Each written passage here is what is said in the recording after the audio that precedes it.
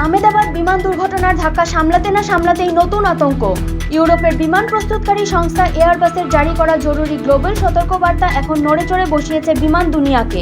Airbus জানিয়েছে, সৌর বিকিরণের জেরে প্রভাবিত হতে পারে তাদের তৈরি বহুল ব্যবহৃত A320 বিমানের সফটওয়্যার। আর এই সফটওয়্যার ত্রুটি তৈরি করতে পারে বড়সড় দুর্ঘটনার সম্ভাবনা। ফলে বিশ্বজুড়ে 6000 বিমান আপডেটের আওতায় চলছে বজ্রগতিতে সফটওয়্যার সংশোধন।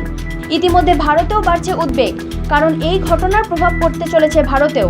এয়ার ইন্ডিয়া সহ অন্যান্য সংস্থা মিলিয়ে প্রায় 560টি A320 বিমান চলাচল করে ভারতে।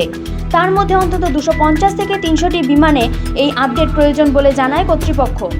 এই মুহূর্তে বড় প্রশ্ন, এই সফটওয়্যার ঝুঁকি কতটা গুরুতর আর কখন স্বাভাবিক হবে বিমান পরিষেবা, সেটাই এখন লক্ষণীয়। News desk report, global news network.